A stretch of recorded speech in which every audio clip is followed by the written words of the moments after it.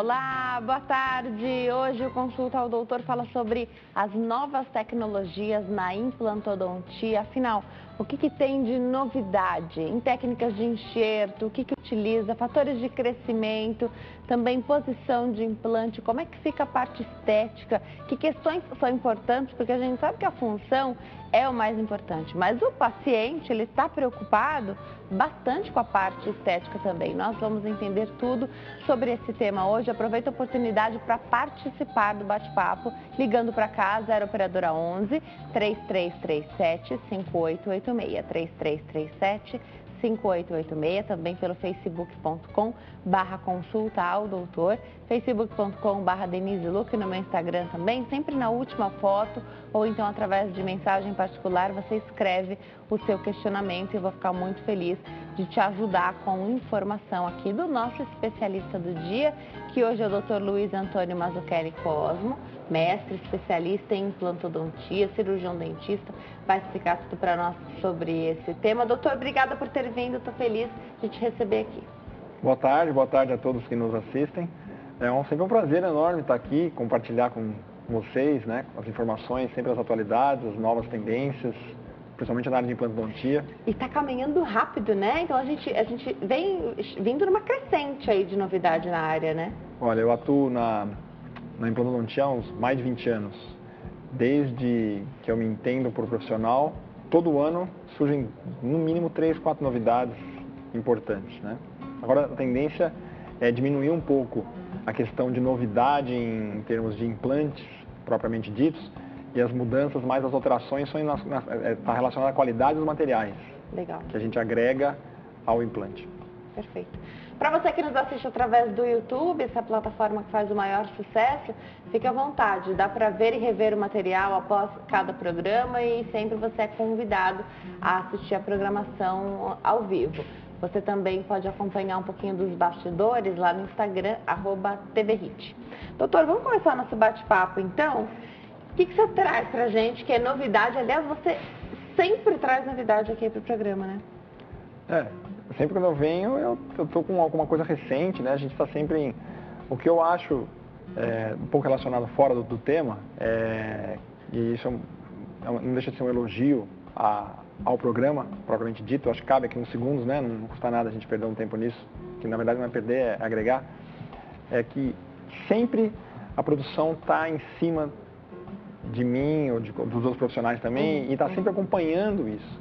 Então não é que eu trago só em primeira mão. Primeiro que eu tenho um prazer enorme de vir aqui, praticamente o único lugar que eu venho hoje é aqui, me desloco da minha clínica, que é bem atribulada, porque eu sei que vocês trazem sempre essas informações de uma forma muito didática, você se tornou quase uma especialista, né, em apresentar esses temas de odontologia. Então a produção, o programa é muito competente nessa área. Então assim, eu tenho um prazer enorme de sempre estar trazendo, porque eu cheguei de viagem há praticamente menos 2 meses, com algumas novas tendências. E a principal delas que eu destaco, que a gente ainda não tem imagens absolutas sobre isso, que é a cirurgia guiada, não é a cirurgia guiada que a gente tem convencional. É uma cirurgia que você vai fazendo a perfuração do implante, olhando para a tela e vendo a broca chegando até o nervo. E isso é uma grande novidade. Então você não precisa mais olhar para o paciente. Você tem a cirurgia aqui acontecendo e você vai acompanhando aqui no monitor. Eu vou olhando para o monitor e vou fazendo a minha perfuração do implante. Eu não preciso mais olhar para a boca do paciente. Então isso é uma coisa que a gente vai trazer em breve, essas imagens. Eu já treinei nesse manequim, fazendo essa cirurgia virtual. Porque a cirurgia guiada que a gente já falou outras vezes, a gente até tem imagens aqui, é a cirurgia que você faz a tomografia da cavidade oral do paciente, você faz a tomografia do paciente e a tomografia da prótese, por exemplo, dele. Chama-se técnica do duplo escaneamento. E aí você faz um planejamento virtual no computador, colocando os implantes ali. Ok, isso é uma coisa. Agora, a cirurgia que eu me refiro é o procedimento em si, como se fosse laparoscopia num procedimento médico. Você vai fazendo a perfuração olhando para a tela e a minha mão vai trabalhando aqui, eu vou acompanhando todas as estruturas anatômicas ao redor do osso. Então a distância até o nervo, ele começa a dar um alarme para acusando, então você não tem o menor perigo de você pegar nenhuma estrutura anatômica. É um aparelho que está chegando no Brasil em breve.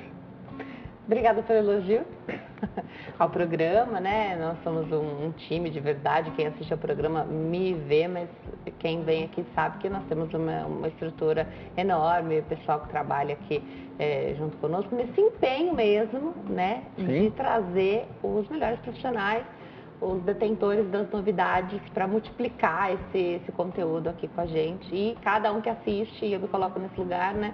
Eu participo disso também, a gente se torna um multiplicador dessa informação. Aí, de repente, você não está passando por esse momento, mas você conhece alguém que faria muito bem receber uma informação como essa, e a gente acaba ajudando outras pessoas, né? Desmistificando tanta coisa. Quantas vezes nós já falamos aqui sobre cirurgias e procedimentos, tanto enxertos, implantes, sendo feitos em pessoas de mais de 90 anos, né? Sim. Algumas que acham que até, não, mas será que é para mim?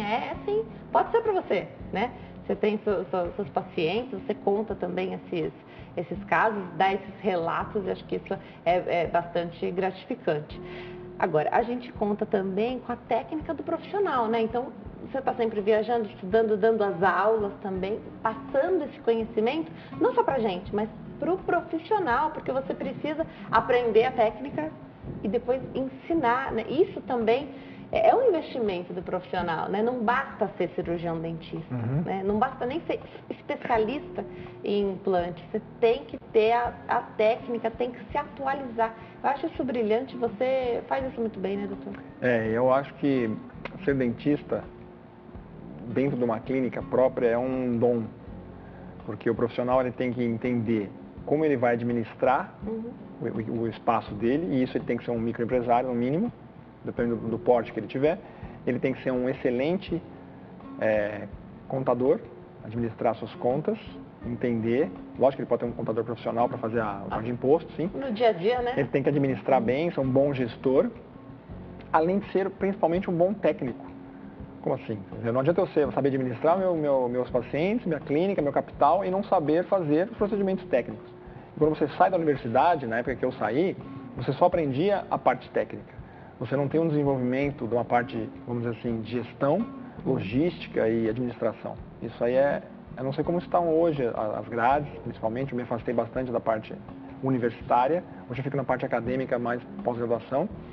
Então, eu consigo conciliar isso muito bem, essa questão de saber onde eu vou pisar para me atualizar, né? Porque a gente é formado, como você diz, eu sou um formador de opinião no meu meio, principalmente. Então, os profissionais que me procuram para indicação, para saber o que eles devem fazer num determinado caso, eles vêm com confiança. Então, eu viajo quase com a gente está sempre conversando sobre isso, né? 4, 5 vezes por ano, em busca de um material novo, em busca de uma discussão, às vezes, de casos clínicos com outros profissionais de outras universidades ou até de profissionais de clínicas particulares, que a gente chama de private office nos Estados Unidos. Então, esse intercâmbio, vamos assim dizer, é fundamental para o profissional que quer ter, não é nem destaque, eu não faço isso pelo meu destaque, eu faço isso pela minha necessidade, dos tipos de casos que eu recebo. Ninguém me procura para colocar um implantezinho aqui, tem, mas ninguém me indica esse tipo de caso. O pessoal me indica casos com perdas severas de tecido ósseo, implantes mal posicionados para corrigir, retrações gengivais acentuadas, o paciente quer ter um sorriso de novo, igual ele tinha com 20 anos, ou igual da irmã dele, ou igual da revista, ou igual o meu, ou igual o seu. Então é muito complicado. Se você não buscar esse conhecimento, você não resolve. E quem vai resolver? Tem poucos que resolvem esses casos mais complexos aqui em São Paulo. Então imagina no Brasil. E a gente tem a história de que você faz o seu serviço, você depende do paciente para fazer a parte dele, né? Mas a ideia é que dê certo, né? Você quer vê-lo nas manutenções, na volta da consulta, do normal. Você não quer essa volta porque deu errado, né? Então, fazer o trabalho bem feito ali de cara é fundamental. Você deve pegar vários casos de consertos também, né? Isso aí a gente estava discutindo, foi bem, excelente pergunta. A gente estava discutindo isso no congresso que teve agora 5, 6 de outubro, aqui no AMB. A gente fez um congresso de implantodontia bem importante, com mais de 1000 participantes.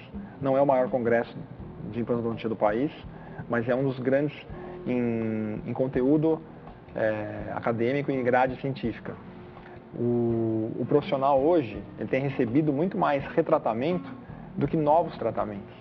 Eu recebo novos tratamentos, mas assim, de cada um novo tratamento, eu recebo 3 retratamentos, que já é o paciente procurando refazer um trabalho que foi ou não tão bem feito há alguns anos, ou foi feito há muitos anos e ele já está descobrindo que existem materiais melhores para ele melhorar a qualidade estética dele, né?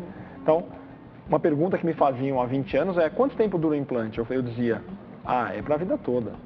Hoje, eu já tenho essa consciência que a média de implantes, ela não tem uma especificidade.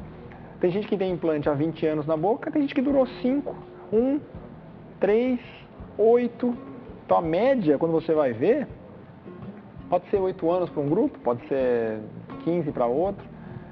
Enfim, não é para a vida toda.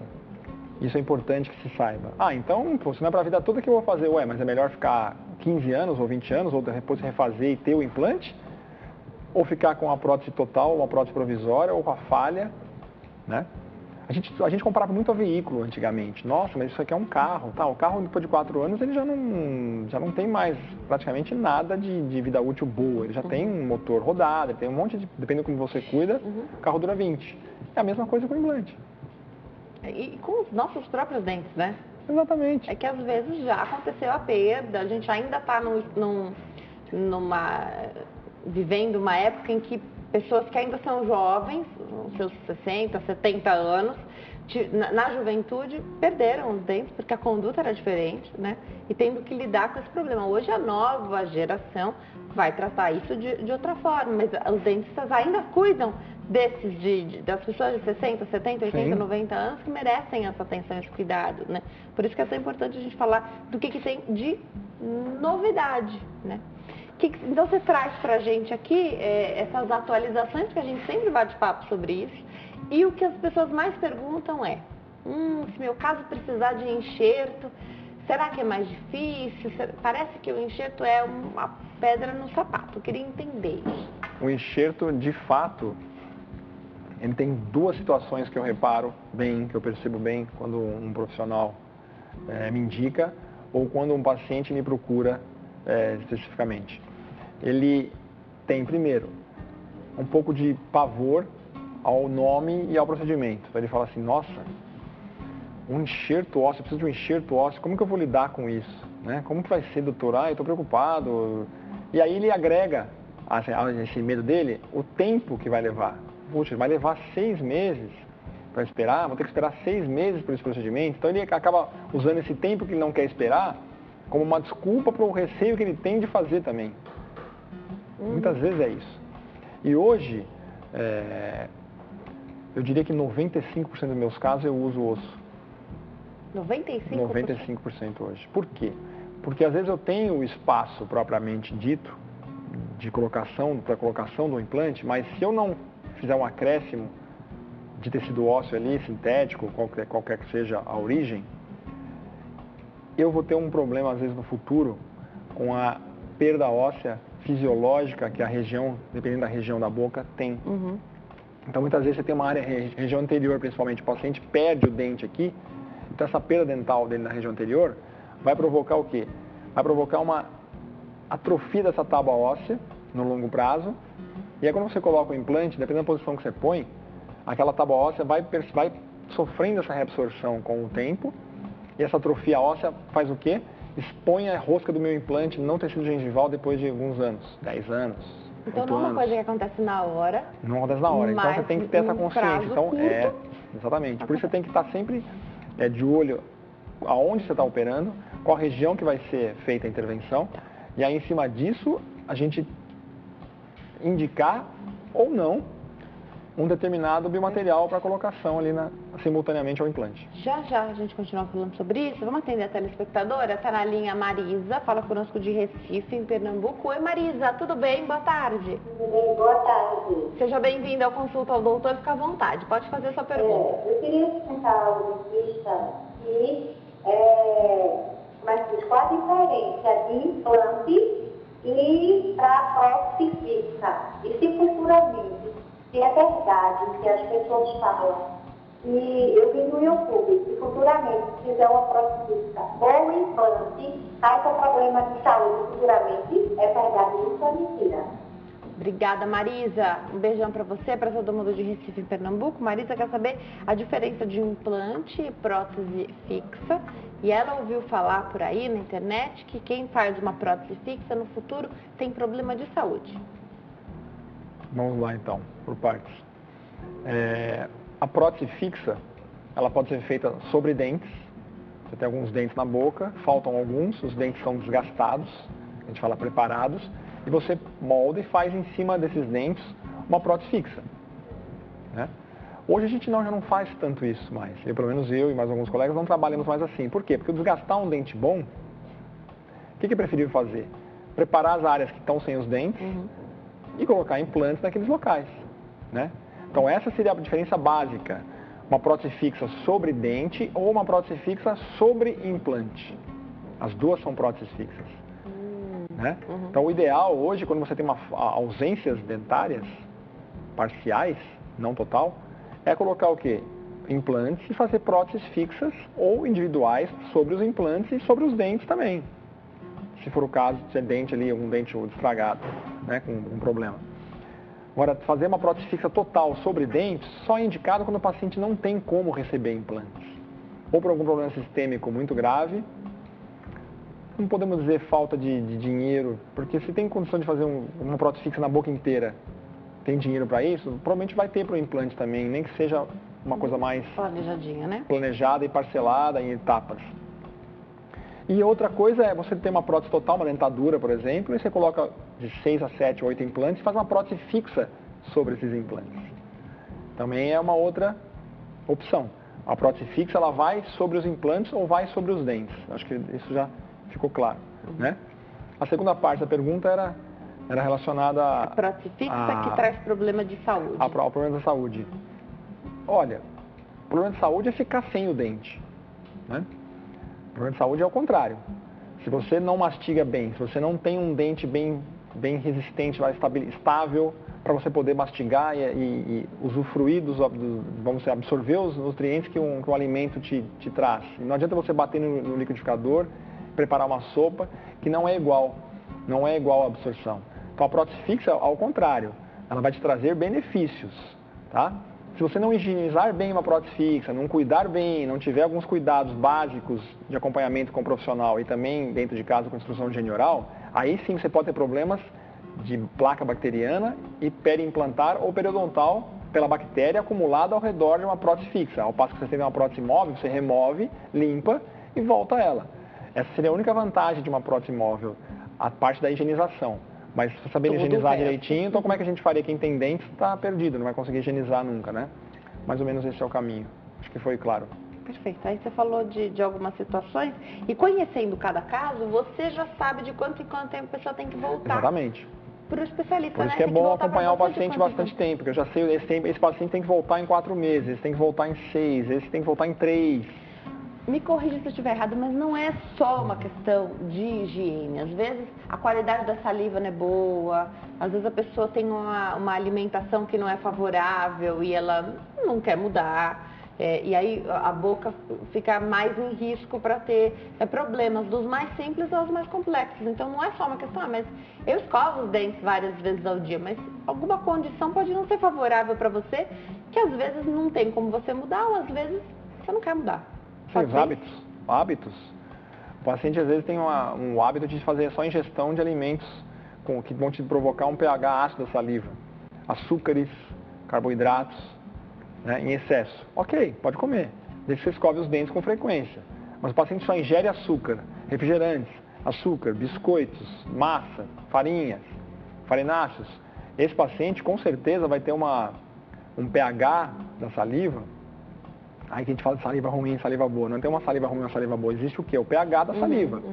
Quando você tem uma dieta um pouco mais equilibrada, mais voltada para legumes, proteínas, tal, a tua chance de ter uma saliva com pH mais ácido é menor.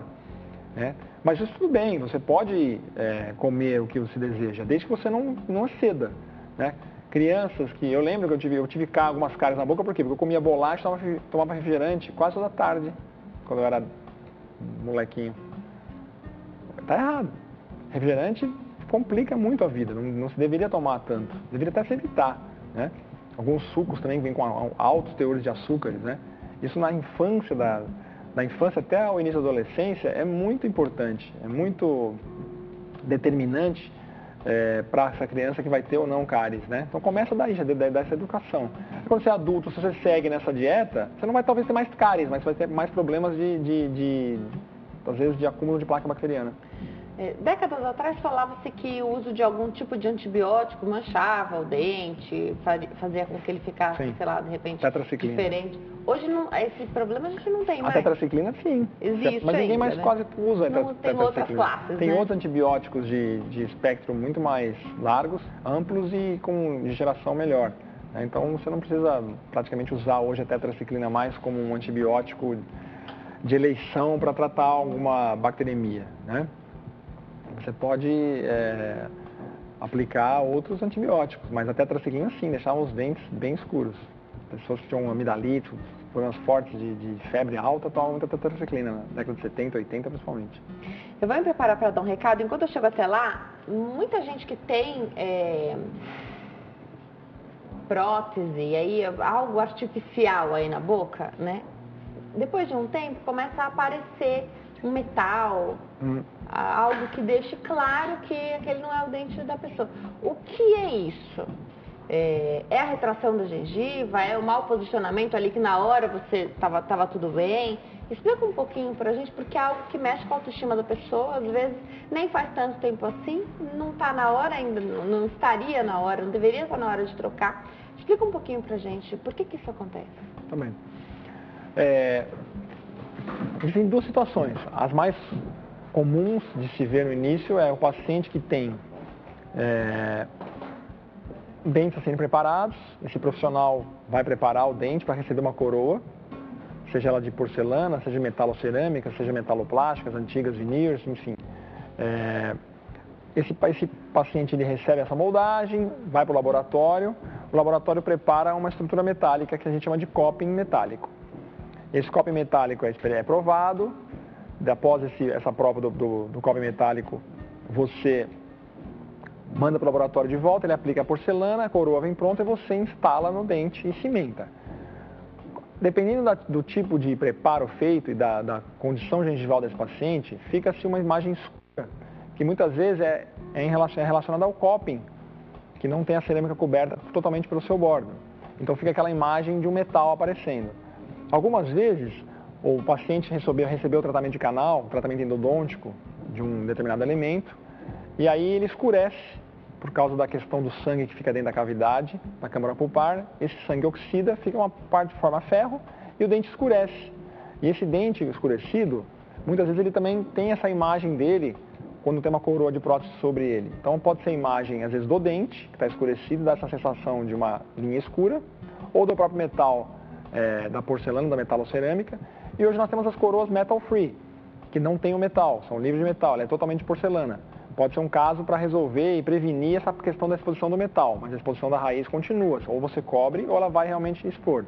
E em terceiro, quando você tem um implante. O implante é colocado na boca, se você tem algum anel, algum transmucoso, alguma peça do implante que às vezes fica um pouco mais exposta, ele pode transparecer ali na boca e ficar também essa linha metálica. Doutor, quais são os fatores que incrementam o enxerto?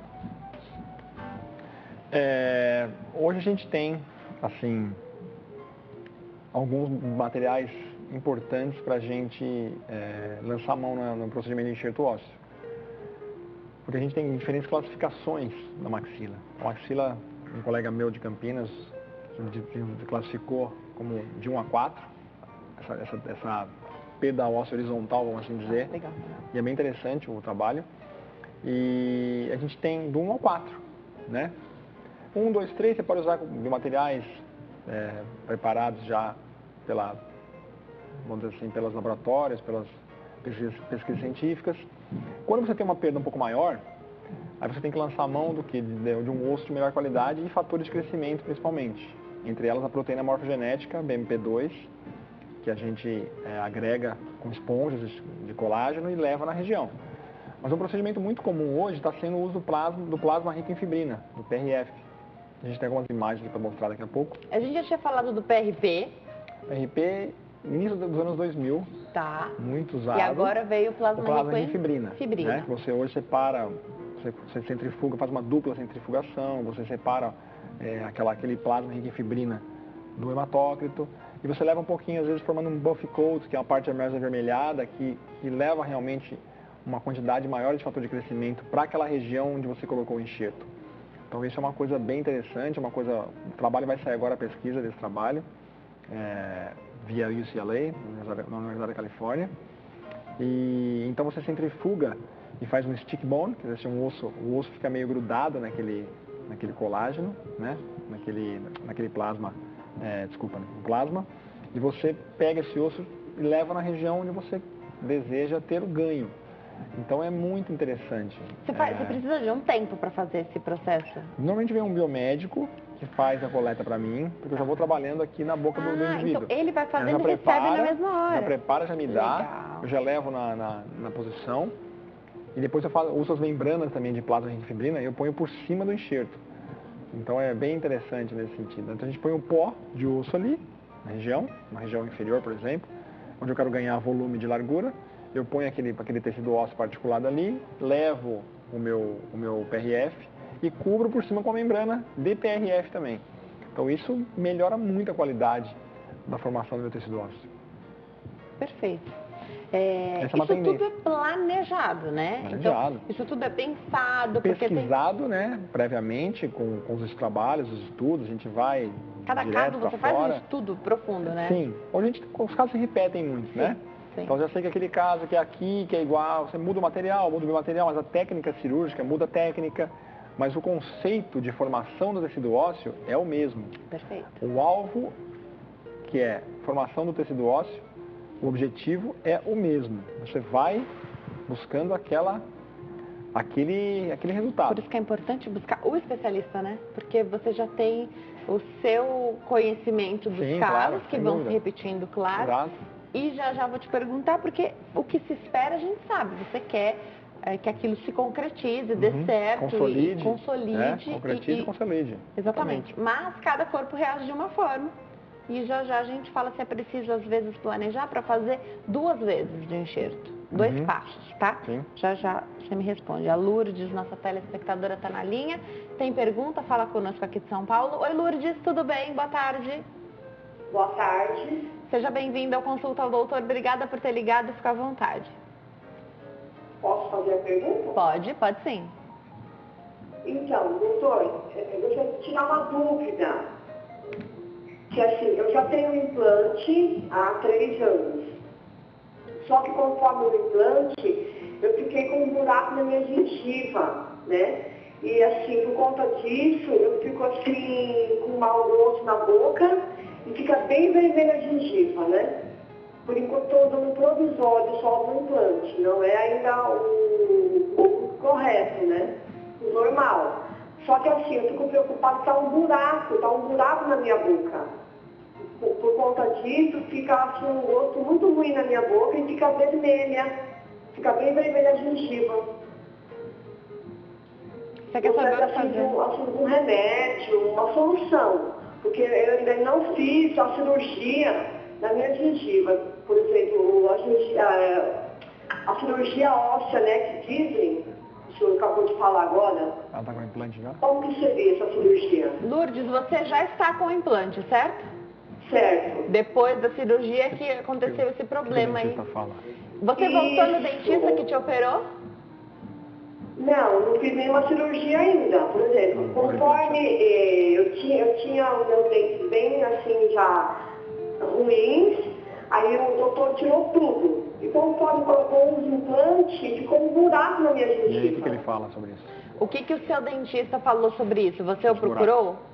Ele falou que futuramente eu vou ter que fazer uma cirurgia para tampar esse buraco. Só que por enquanto ele não fez ainda. Só que assim, eu fico com mau gosto na minha boca. Tá te incomodando, hein? E assim, fica bem vermelha a gengiva. Teria que ver realmente imagem, né, Lourdes, disso, para poder palpitar e opinar sobre o que eu julgo que isso possa ser. Mas se o próprio dentista olhou e falou que tem que fazer um procedimento, provavelmente era melhor fazer logo, né? se realmente é uma indicação de uma cirurgia, sabe? Não dá para imaginar o que buraco que é esse, né? Se é uma exposição, se é uma comunicação, se é só um defeito. Às vezes o paciente acha que é um buraco, mas é um defeito, que a gente tem gengiva embaixo. Uma depressão, E aí né? retém sujeira ali dentro às vezes, e aí dá esse mau cheiro. Não dá para dizer, teria que realmente ver a imagem, mas eu acho que se for essa questão de higienização, talvez pergunte para ele que viu, o que eu devo usar, bochechar, enfim. Ou se realmente é um buraco que tem alguma comunicação, fazer logo uma cirurgia para vedar isso aí. Eu consigo, é difícil a gente imaginar que tipo de buraco seja. Isso não costuma acontecer, Não. né? Não é para acontecer. Não é para acontecer. Não é para acontecer. Isso que é importante ela saber e de repente procurar um tratamento aí mais eficaz. Agora, obrigada, Lourdes, pela sua pergunta. Agora, sem para imagem ela é difícil, né? E para outras pessoas que estão incomodadas com qualquer situação dentro da boca, né? Tem que buscar o dentista, porque Sempre. A gente não precisa sofrer com essa condição. Sempre tem uma maneira de amenizar, pelo menos, Sim, né? sim, sem dúvida. Tá. Vamos voltar então, falar um pouquinho do que se espera. A gente sabe, você quer que isso consolide, né?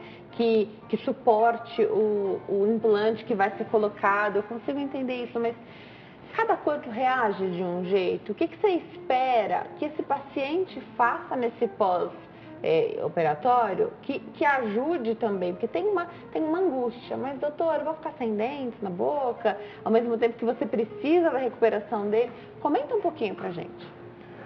Cada paciente responde, de fato, ao tratamento. Uns respondem melhores que outros, mas todo mundo que eu faço procedimento de enxerto, e isso é uma pergunta que me fazem frequentemente, eu entrego o sucesso. Eu tenho sucesso sempre absoluto? Não, às vezes eu preciso fazer um segundo procedimento. Legal. Né?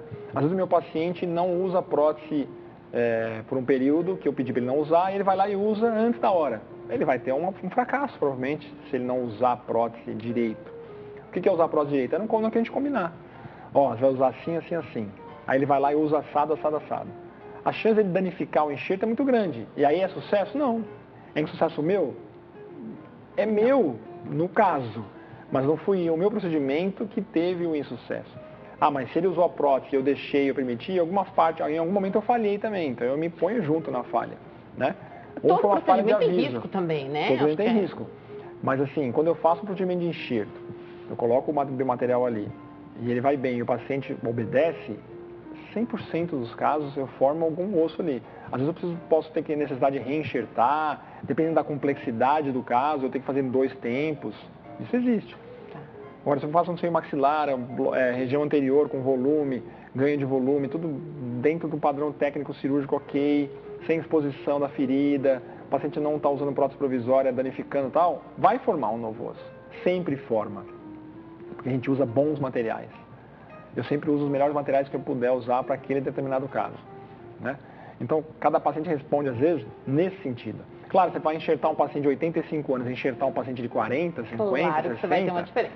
A resposta dele biológica é melhor, é mais rápida. Mas esse de 80 e pouco também vai responder. Tá? Ele vai responder também, às vezes um pouco mais de lentidão, às vezes a parte imunológica desse paciente, a resposta imunológica é um pouco mais lenta. Tudo isso a gente tem que levar em consideração, mas não deixar de fazer o procedimento por causa disso também. Eu vou me preparar para dar um recado. Enquanto eu chego até lá, fala um pouquinho da alimentação nesse pós-operatório. O que você libera, o que você não libera? Porque tem muita gente também que acaba mastigando gelo, por exemplo.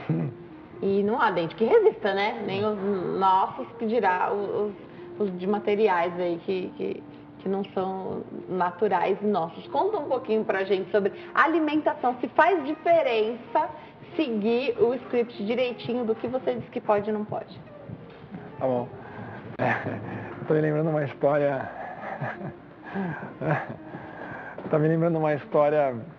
de um paciente que a gente deixou ele sem prótese, né? Talvez isso vai ilustrar bem a tua pergunta. A gente operou um paciente importante, que era um cineasta famoso, e ele colocou um enxerto, fez um enxerto do maxilar, e deixamos ele sem a prótese, porque era um procedimento diferente na época, era uma técnica nova, então a gente não imaginou a possibilidade de deixá-lo com dentes por esse período.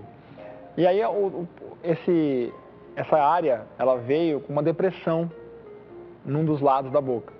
A gente olhou aquilo e falou, como é que é possível? Danificou a tela, danificou o enxerto. O senhor comeu cenoura, o senhor mordeu batata sem o dente, o que o senhor fez? Não, eu só comi o que o senhor me falou, tudo pastoso, eu fiquei super comportado, era a minha última alternativa e tal. Tranquilo, eu e meu cachimbo. Aí eu, o senhor e quem? Eu e meu cachimbo. Como é que o senhor fuma ele? Eu fico assim e ele apertava. Então ele fazia o quê? Ele mascava o cachimbo com o rebordo. Então ele ficava apertando e fez uma depressão no enxerto. Perdeu, obviamente, aquela área ali enxertada, teve que reentrar e fazer de novo. Então isso talvez ilustre uma história até chega a ser engraçada, porque agora o caso já está resolvido, está tudo bem, já faz 8 anos isso. Mas o paciente, o que ele usa, o que ele faz, o que ele põe na boca durante esse processo, está diretamente relacionado ao sucesso. Então é muito importante que siga as suas orientações, que a gente determina toda, e eu sempre escrevo tudo, deixo tudo muito claro. Você libera dependendo do caso? Tem caso em que você vai exigir aquele esforcinho extra, aquele planejamento também dos eventos que a gente tem sociais, né? Então, planejar também a melhor época para não usar o provisório? Conta um pouquinho pra gente. É uma excelente pergunta. O provisório, normalmente eu deixo o paciente usando, né? Seja uma prótese provisória total, que normalmente é o que mais me perguntam sobre isso.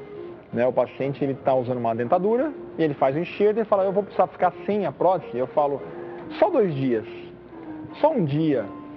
Eu tenho um casamento muito importante, eu quero estar bem, então faz o seu enxerto no dia seguinte pelo casamento. Né? Caso o casamento é hoje, eu quero fazer a cirurgia amanhã.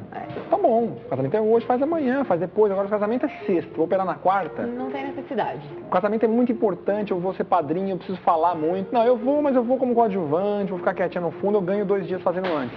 Faça antes. Né? A prótese provisória, a gente faz umas adaptações nela e normalmente eu deixo hoje com o paciente. Esse caso que eu contei, eu lembrei que eu tinha contado, obviamente, eu tomo essa cápsula aí diariamente, então eu estou em dia com a minha memória, né?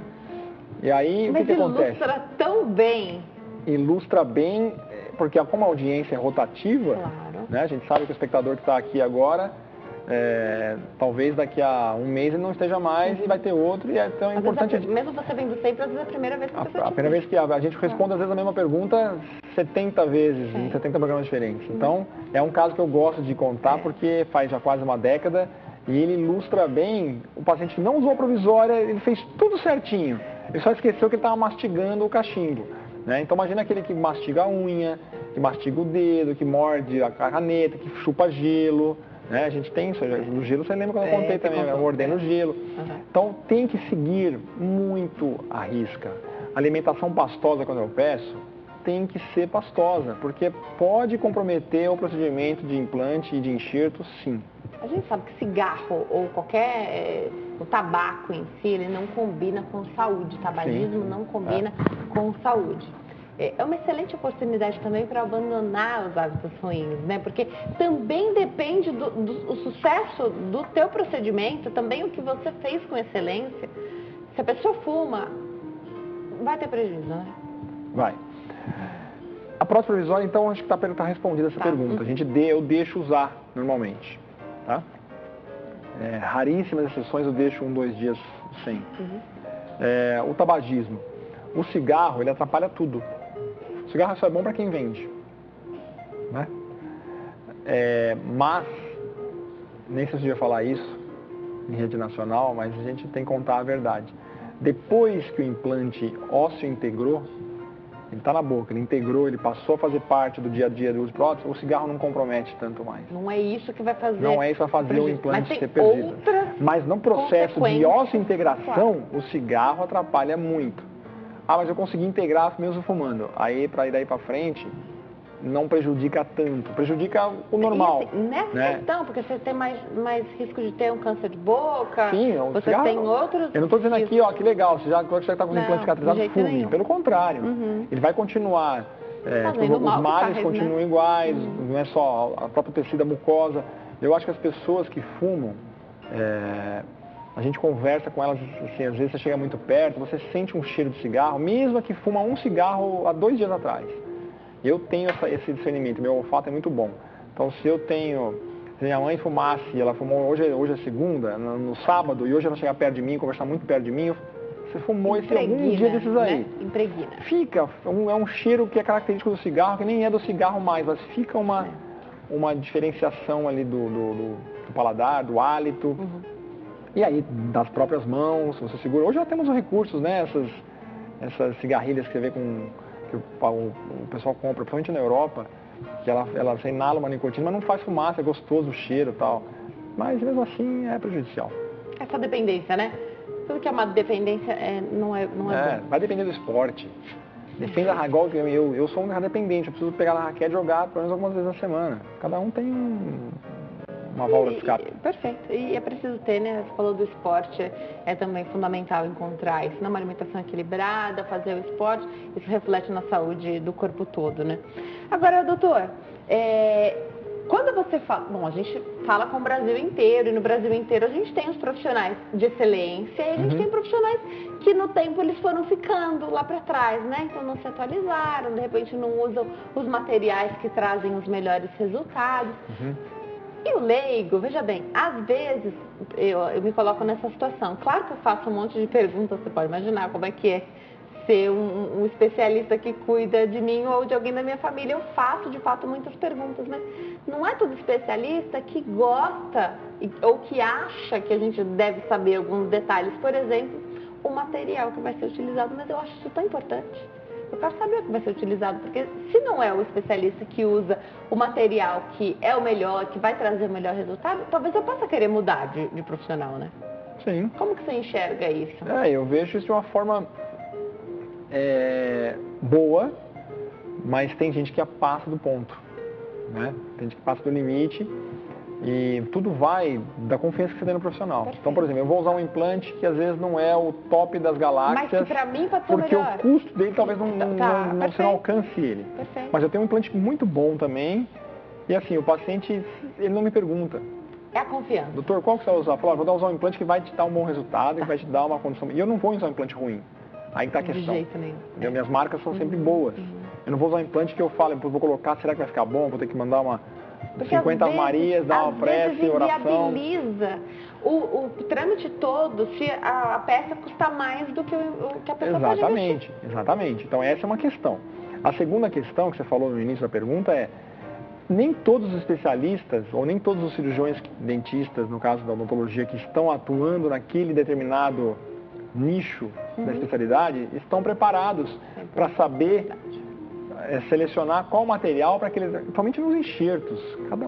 Cada enxerto pode ser um material diferente, uma membrana diferente, um fio de sutura diferente, uma técnica anestésica diferente, e o enxerto acesso diferente. Tudo pode variar no enxerto. No caso do profissional, às vezes ele tem uma que você falou, eu acho isso ótimo. Ele é leigo, paciente, o profissional às vezes ele conhece só isso aqui, ó, é superficial. E tem profissionais que não querem também se comprometer. Então eles estudam, fazem aquela clínica, passou um pouquinho e ele falou isso. Estou te mandando um paciente tal. E, mas é um caso tão simples, não quero saber. Faz, depois você me manda de volta, só põe o dentinho. E não quer se comprometer com aquele grau de dificuldade que existe naquele determinado procedimento. Se cada profissional se conhecer, souber as suas limitações, também está ótimo, mas né? Esse é o profissional que a gente respeita muito. O problema são aqueles que acham que sabem, que viram... Por exemplo, eu não levo mais aluno, às vezes, cru na minha clínica, porque eu sei que vai dar problema. O cara vai lá, olha, vê eu fazer, nossa, mas é assim? Porque ver parece fácil. É igual você vê na televisão, às vezes o Neymar fala, nossa, ele cortou a bola e bateu com tanta facilidade, o Messi, o Neymar. Vai fazer o que o cara está fazendo ali. A hora que você vai fazer, você fala, meu Deus, você não consegue nem pegar no instrumento direito. Né? Então, isso é muito importante. Saber as suas limitações, saber as indicações e saber selecionar um determinado material para aquele determinado caso, para o paciente não ter que fazer o que você está falando. Começar a questionar o material, tal, entendeu? Perfeito. Confiança é a chave. A chave é a palavra-chave no caso. Tudo, né? Conhecer o especialista. Vamos lá. Fala um pouquinho pra gente, eu vou me preparar para dar um recado, enquanto eu chego até lá. O que você precisa saber sobre as condições gerais de saúde do teu paciente? Você pede algum exame, pede alguma autorização? Aqui a gente já falou que alguns pacientes estão vivendo a 6ª, 7ª, 8ª, 9ª década de vida. O que você precisa desses pacientes? Comenta enquanto chega até lá, por favor. Então, Hoje a gente tem pacientes muito mais velhos, né, com mais idade, e consequentemente eles vão perdendo dentes. Em alguns casos eles até têm os dentes, mas perdem eventualmente um molar, um pré-molar, às vezes até um incisivo. E a gente tem o quê? A necessidade de colocar um implante. Mas antes de colocar o implante, eu tenho que avaliar o estado de saúde desse paciente. Se ele tem realmente a condição de fazer uma extração, se ele toma algum tipo de medicação, algum anticoagulante. Os anticoagulantes, principalmente, tomam, acho que a maior parte das nossas preocupações. Suspender 3 a 5 dias antes, preparar o paciente, criar oportunidade cirúrgica para esse paciente. O paciente a gente classifica em asa 1, 2, 3, 4. Paciente asa 1 sem nenhuma patologia de base, paciente asa 2 a gente apresenta alguma patologia de base. Então você tem que estar sempre de olho nesse perfil que esse paciente apresenta e prepará-lo, criar condições para que ele possa realmente fazer uma cirurgia de enxerto ou de um implante. E hoje, como a gente acabou de dizer, paciente de 70, 80, 90 anos, muitos deles apresentam essa condição. Então vale realmente uma boa anamnese, uma boa terapêutica medicamentosa para que você possa fazer esse procedimento. Agora, pacientes que não têm coordenação mais, que já estão muito debilitados, a alternativa de tratamento passa a ser outra.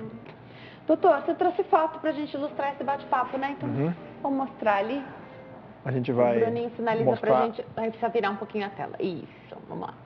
Primeiro, vou mostrar um caso aqui, o que é o plasma riquenfibrina, né? Legal. A gente vê aqui. Então, essa parte do hematócrito, o buff coat, e é onde a gente tem a parte de uns leucócitos, toda a parte de leucocitária aqui nessa região, né?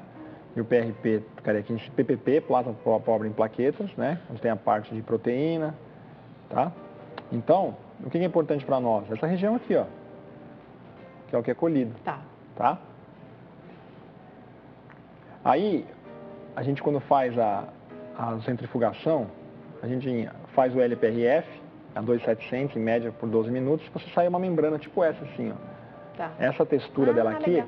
A gente vai ver onde é que a gente aplica isso agora mais adiante. Né? Então aqui está um caso clínico, olha só. Então o paciente uma área inferior, né? Essa região aqui está sem osso, precisa aumentar em volume isso aqui. Né? A gente vai só acompanhando as caras feias aqui ao redor da produção, o pessoal se desesperando com as imagens, mas tudo bem. Não tem nada de desesperador, a gente não tem tecido sanguíneo, nada disso, olha aqui, ó. A gente põe porque aqui, o tecido ele a gente consegue ver aqui bem vermelhinho, ó, né? O tecido ósseo, olha só que é o que eu falei, ele é agregado aqui, a gente tem o particulado todo, e aí você pode cobrir tanto com uma tela como essa, como pode colocar uma membrana, que a gente consegue ver ela bem aqui na bordinha, assim, branquinho, e aí eu fecho ela por cima, mantenho esse osso em posição e ponho o meu PRF aqui, ó, a membrana por cima, tá? E aí depois eu faço a sutura. E quando eu olho no raio-x, a gente vê que a imagem está bem boa. A gente tem um volume maior de tecido ósseo aqui. Depois de quanto tempo? Isso aqui em 6 meses já tem uma condição já mais favorável, né? 6 meses é meio chave, assim, né? É um período chave, exatamente. Agora um caso de estética, você quer aproveitar e mostrar também? Vou aproveitar. Um caso de estética, o que a gente estava falando sobre a posição de implantes, né? Então olha aqui, ó. Nessa imagem a gente consegue visualizar a importância de um implante colocado de forma equivocada. Esse implante está na posição certa? Não, ele não está. Ele está em uma posição de comprometimento, né? Isso é muito comum acontecer. E o que faz com que ele fique na posição certa? A mão do profissional, né? Quando você, olha aqui, ó, aqui a gente consegue comparar essas duas imagens. Aqui foi feita, aqui tem um dente, aqui foi feita a extração desse dente, né? E aí você coloca o implante assim. Não, você não pode colocar o implante numa inclinação dessa. Né? Qual que é a posição correta? É essa. Então, a gente consegue diferenciar o implante, ele entra nessa inclinação. Nem assim e nem assim. Ele entra aqui. Um pouco mais para a região do céu da boca, do palato. Né? Então a gente consegue ver aqui essa imagem, né, o esquema. E aí um caso clínico, olha só como é que esse dente estava. Né? Uma fístula nessa região, indicando perda de tecido ósseo ali, com bactérias, então a gente sonda, faz o cálculo, tudo isso aqui é planejamento, ó, que quando a gente fala de planejamento, Denise, a gente faz a sondagem, pede o exame radiográfico, tomográfico, tá vendo? A gente vê quanto tem de perda óssea, aí eu vou lá e extraio a raiz. Tem gente que já vai extraindo a raiz antes, não pode. Você planeja tudo antes, depois você remove a raiz. Segura ainda a raiz, um pouquinho ela tá lá, ela mantém um pouco do tecido ósseo em posição. Então aqui eu preparei uma guia cirúrgica, coloco a imposição, olha lá, tá vendo? Tá. Aqui você faz um cálculo do travamento com o hostel. Então você tem aqui, ó, 73 é o que? É o índice é o ICQ do meu travamento do implante, quanto eu tenho de implante travado, né? Agora eu vou para o caso, vou manipular um pouco de tecido mole, né? Então eu pego a região pronta para receber Esse é um outro caso? o meu implante. É o mesmo caso, É o mesmo né? caso? A gente já fez a remoção, olha só. Olha o pós-operatório como vai melhorando, né? Vai diminuindo. Então já está com o dente né? ali colocado. Exatamente, o implante é foi o colocado. que vai ficar. Exatamente, olha o provisório, né? É o Esse é provisório. o provisório. Olha o implante ali. Olha como o meu tecido está bem saudável aqui. O que diferencia o provisório do que vai ficar? Qualidade, A qualidade do material. material. Agora a gente vai chegar já na questão, né? Então olha lá quanto eu tenho de estabilidade agora. Foi para 84, inicial era 73 meu ICQ, né? ISQ. Olha só as coroas prontas, né? Esse é um caso do Dr. Moy. Olha que interessante, então. Olha como melhorou a comparação com o provisório, né? Você não diz que é um implante, né? Olha aí. Você não fala Né? que é um dente que não nasceu com a pessoa. Essa é a prótese feita pelo Dr. Baldwin. 5 anos depois? Exatamente, olha só. Olha como ficou bom, né?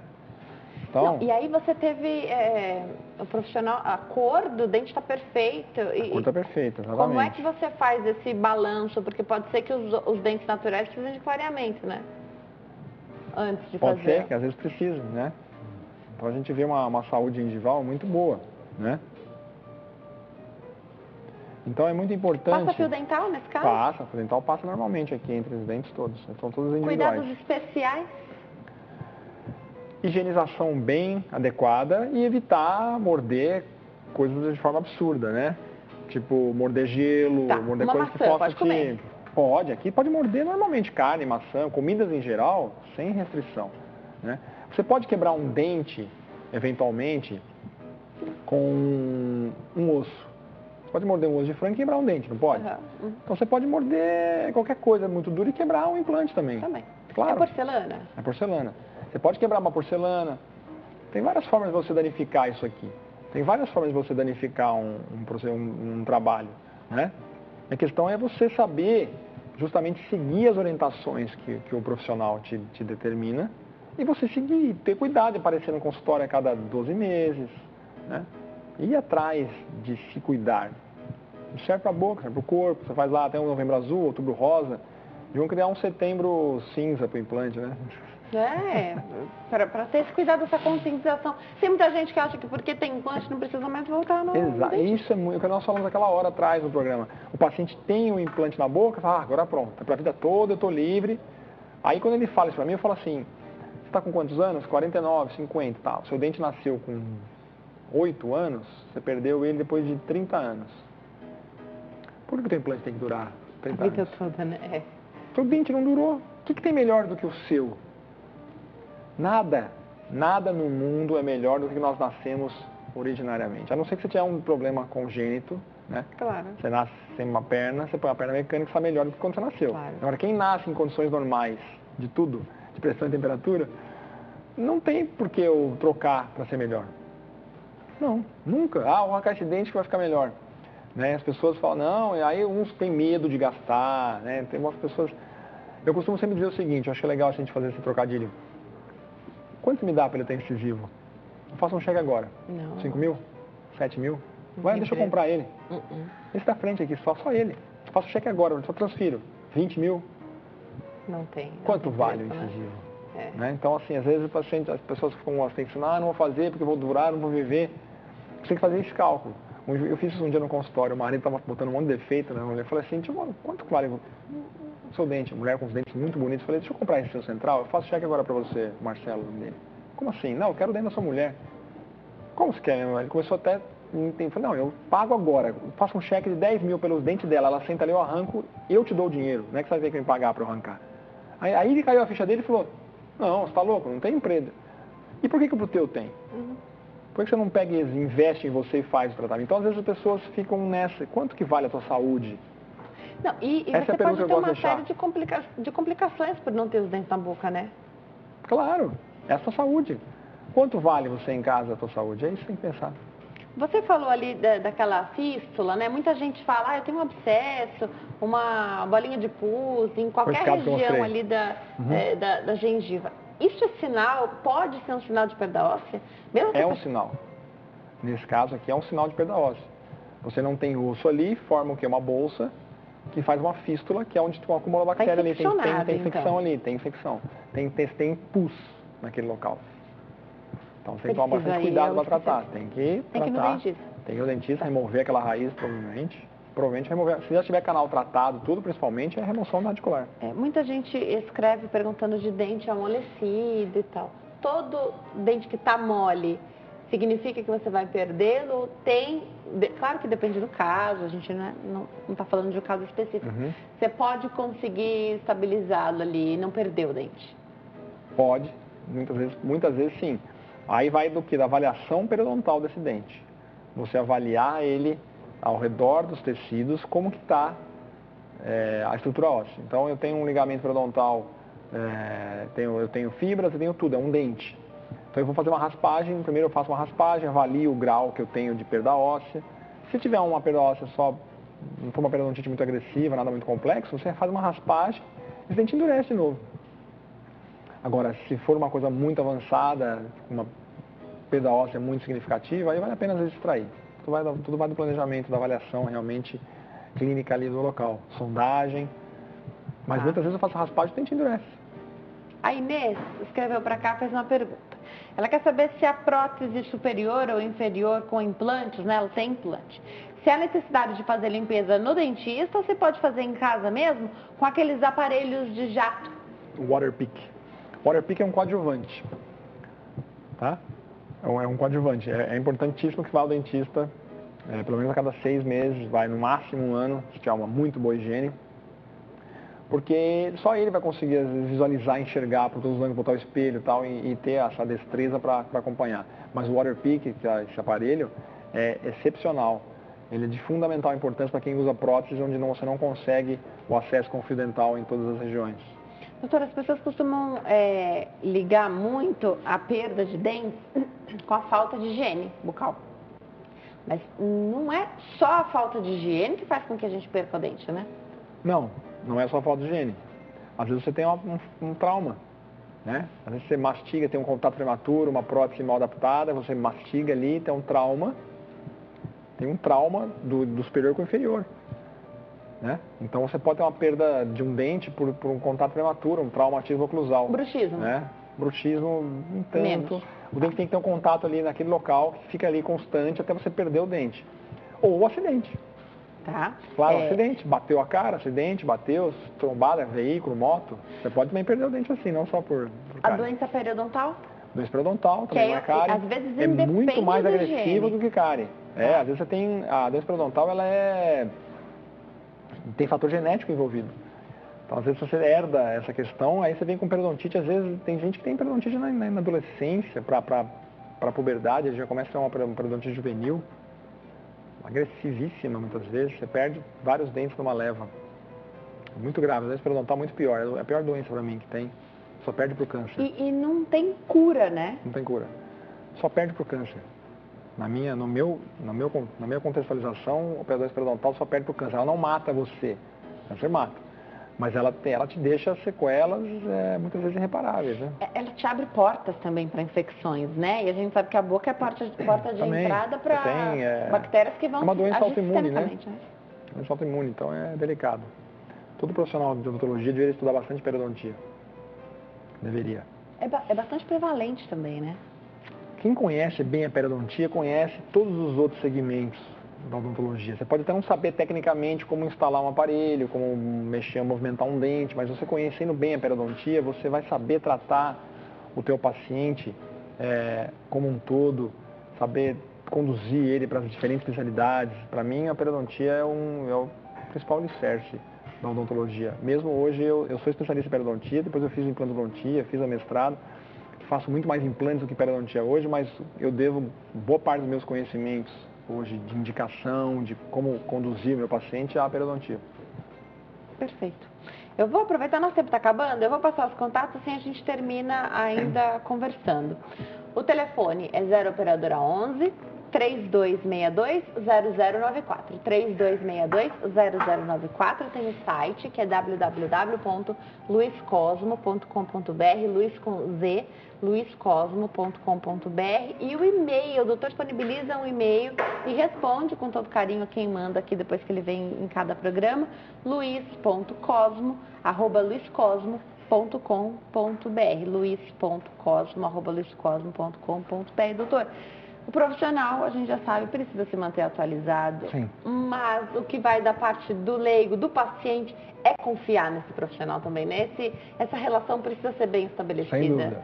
Eu sempre falo isso. Eu acho que é muito importante que um paciente, quando ele escolhe o profissional dele, ele saiba com quem ele está lidando, né? Eu tenho algumas opiniões em relação à forma que alguns pacientes também, às vezes, conduzem a sua forma de escolher, até de tratar, mas isso é de cada um. Não cabe aqui eu ficar criticando ou elogiando. O que eu gosto sempre de deixar o recado é que procurem sempre substituir os dentes danificados, não deixar falha, ausências dentárias, tomar cuidado com qualquer tipo de alteração na mucosa, dentes com sangramento em gengiva constantemente mais do que 3 a 5 dias. São pequenas dicas, né? Sempre fazer o autoexame também da boca, né? O câncer bucal, a gente comemora sempre em maio, quase sempre venho aqui também, a gente aborda um pouco esse assunto. Evitar o excesso de cigarro, tabagismo, álcool, né? Evitar muito essa questão e escolher sempre bem os seus profissionais. Doutor, obrigada. Volte outras vezes, viu? Eu que agradeço. Quero deixar um beijo para minha família hoje está me assistindo, minha irmã, minha mãe, primos. Acabei conseguindo avisar. Beijo para todos aí. E obrigado mais uma vez. É uma satisfação estar aqui com vocês. Uma produção maravilhosa aqui. Sempre não canso de elogiar. E até a próxima. Obrigada, até a próxima. Aproveitar e mandar um beijo meu também para sua família, doutor. Obrigado. Um beijo, então, para quem está assistindo aí, o doutor, da família dele.